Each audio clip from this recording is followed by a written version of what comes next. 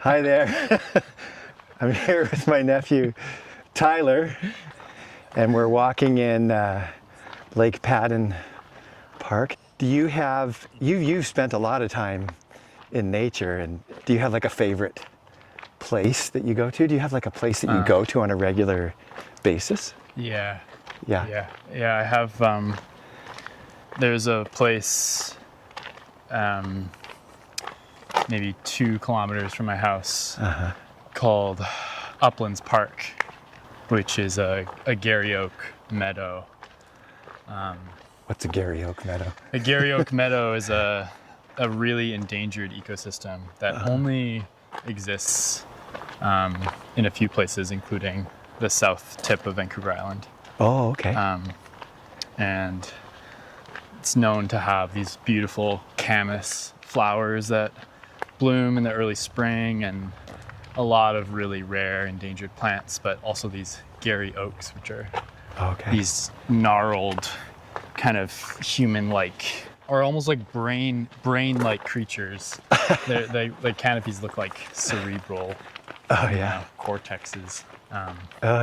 So I go there a lot, and it's become like a friend over time, that place. Yeah. Yeah. Do you, so do you walk, do you sit there, or what? How do you spend your time there?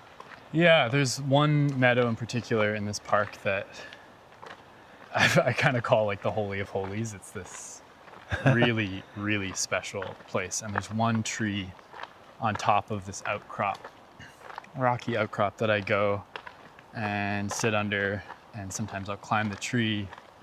And I've had so many experiences on that tree. Really? Yeah. Did you write about it once? Maybe you wrote, I've written about that meadow. That meadow, and actually I met my partner in that meadow. She was actually sitting in the tree I just mentioned. Did you? I think you actually wrote about that. Yeah, I think I wrote. She was sitting in the tree, and I saw her in the tree, and we started talking. And amazing. It was almost like this connection to her that formed really strongly because I could feel her love for the place too. Oh yeah. There was this, I remember tearing up in that conversation, just wow, knowing that someone loved the place as much as I did. The light in here is just, it's amazing. I wasn't expecting it to be like this, like because we're in the afternoon and stuff like that. Yeah, it's pretty special. I was going to ask you earlier, have you had any sort of an experience that you can think of in nature that has left a mark? Yeah, I've had many, but the one that's coming to mind, partly because we're so close to where it happened, it was just over on the hill over there. Not the start of this year, but last year I started the new year by doing a 4-day fast on the hill above my parents' place, right beneath these big old growth trees. And it was a pretty gnarly experience. It didn't feel like a very spiritual endeavor. I was just kind of miserable up there and cold, and just watching my own misery unfold for days. And it was quite challenging. And then I was walking down the hill, and this thought when you were done? Mind. I was done. It was the 4th day. I was walking down the hill. I packed my tent and stuff in my backpack, and I had the thought, which is, what would life be like if I really believed in God? Wow. And the moment I had that thought, so this was a thought that sort of came out of nowhere. It just came out of nowhere. Wow. Yeah. And the moment I had the thought, there was just this hush that happened. Wow. And it was like a split second. Yeah. But in that split second, it's hard to explain, but it was like the trees, some scale of space expanded, and I could feel the trees around me that I was walking through, and I felt like an ant walking through blades of grass. Oh yeah. And I had this sense that everything was as real as I was. That was kind of the feeling. Yeah. Like it was this me as the center Yeah. for a moment was completely suspended, and everything had a place, and I found my place in a way by not being the center. Okay. It was like I'm just one Interesting. of these things. Right, and right. It's everything. You're It's not the center stones, of these it's things. No. You're, yeah. You're all in it together, kind of thing. Yeah. Yeah. And that started to. Actually, the writing project that I'm doing now kind of came out of that experience. It came out of the sense of like, I need to do something that honors creation. Like, and I need to create things actually Yeah. to honor it. I need to make art that turns my gaze outward and continues to almost decenter myself, or like, and counteract the tendency to kind of navel gaze. I mean, part of me is reluctant to say that I can fully connect to the lasting impact, because I can feel that over time, Yeah. my attention kind of curls inward again. And I'm not, Yeah. there were weeks, months where I felt that as a pretty steady, like, oh, this is how I need to orient. Right. This is, It's not like it changed you forever, right? no. Yeah. And over time, I can even see with the way what I'm writing about almost becomes more inward or interior, and there's it almost counteracts the initial inspiration. So it's more like a good reminder once in a while to It's a touchstone that I keep a touchstone. coming back to. So is there anything you want to ask me, Yeah. Uncle Rod? Yeah. Well, Uncle Rod. I'm curious if your deepening connection to nature has changed your relationship to your body. I'm such a tool guy, like I know that when I first get out on the trail, it's almost a trail like this across from my house, I intentionally enter into my body. So what do I smell? What do I hear? What do I taste? What do I see? What am I feeling? I don't know why, I'm just thinking about all the benefits. Like, it just brings me peace. It gets me out of my head. Interestingly, this is sort of jumping off the question, but I walk in the same place every day, so I'm seeing a lot of the same people at the same time because I walk at the same time. So there's almost like, not almost, there's a little community there. Like, I call them my trail buddies. So that it brings me joy. Like, I love seeing them. I just smile, like a good hello or a good conversation. I guess I equate all of those things to being bodily, right? Like they create a shift, they make a difference.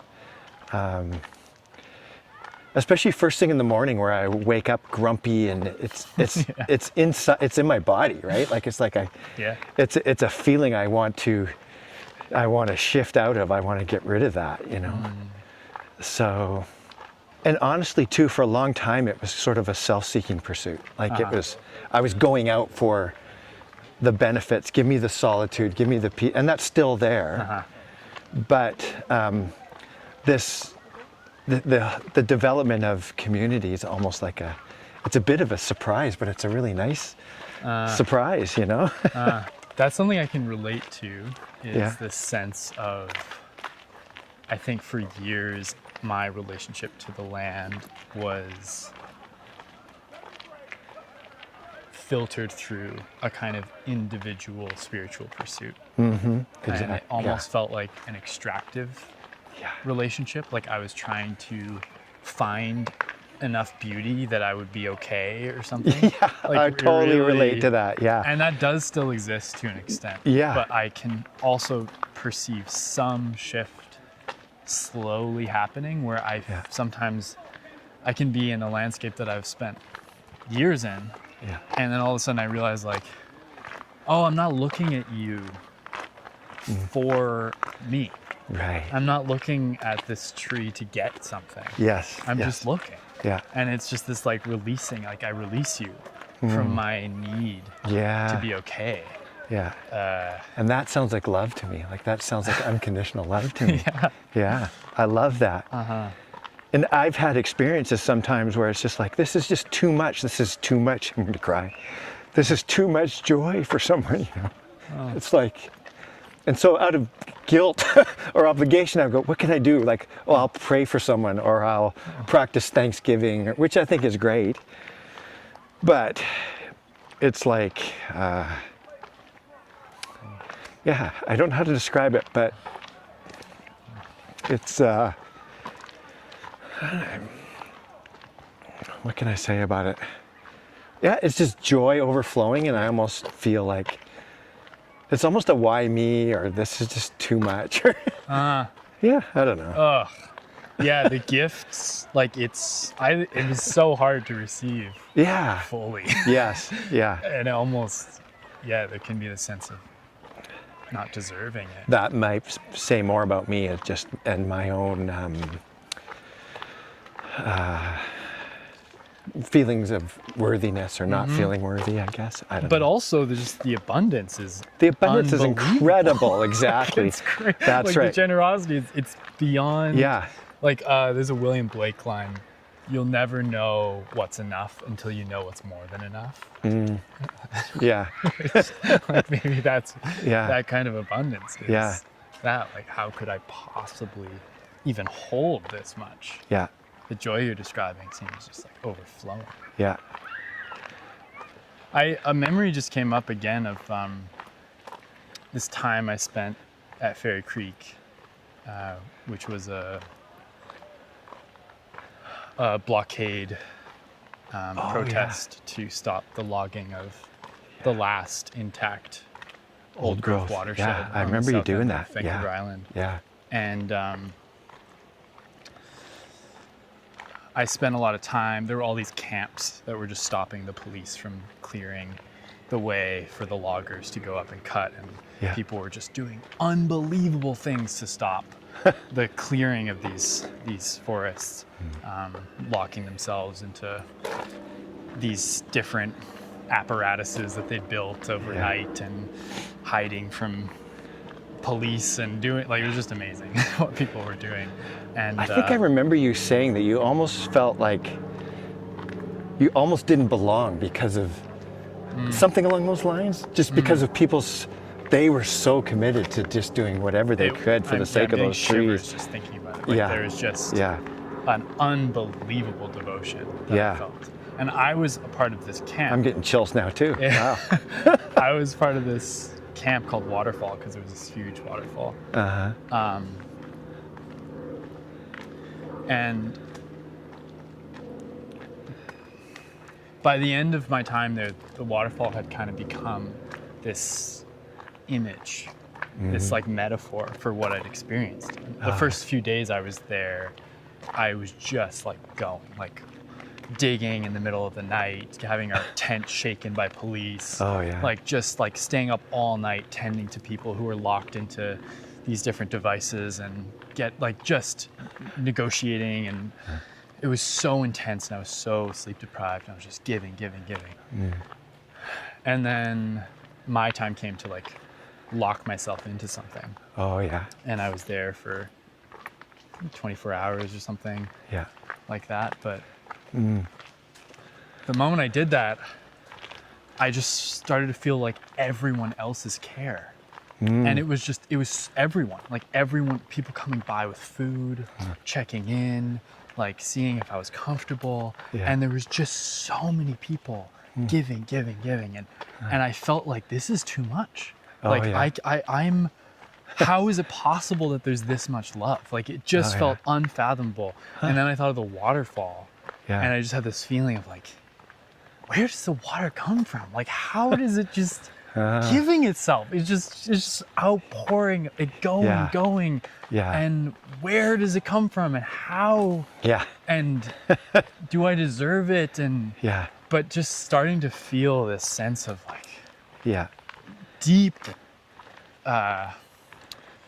reciprocity and generosity and gift in nature and community, and how community can actually mirror that Yeah. if it's gathered and oriented around something it actually cares about. If there's a shared Yeah. purpose, and genuine human desire is unlocked, like it's just a miracle what can Yeah. be given. Like it's Yeah. it was such a deeply powerful experience. The endless flow of giving and receiving. I've been learning some of the language, or just words, of the indigenous languages where I live. And there's a word in Sinchothan, which was kind of spoken in this territory as well, for land, which is tangoch. And one of the translations I've heard for that word is merciful and teaching land. Oh, wow. Like that's like the closest Yeah. to the essence of what that means. Yeah. Merciful and teaching land. That's cool. But the caveat that my teacher insisted was what makes tangoch is use. That it's not just a beautiful romantic idea of nature, that it can only teach you if you are in a relationship with it. Oh, That wow. where you're using it, where you're learning it on a like tactile level, Yeah. where you're eating its fruit, where you're Yeah. learning its names, where like that's when that sense of it being a teacher starts to come through. And That's phenomenal. Yeah. so I like It's not that just too. to observe it. No, it's not not, just to not observe. enough just to observe it, you know? There's a participation Yeah. that is involved. Yeah. Yeah.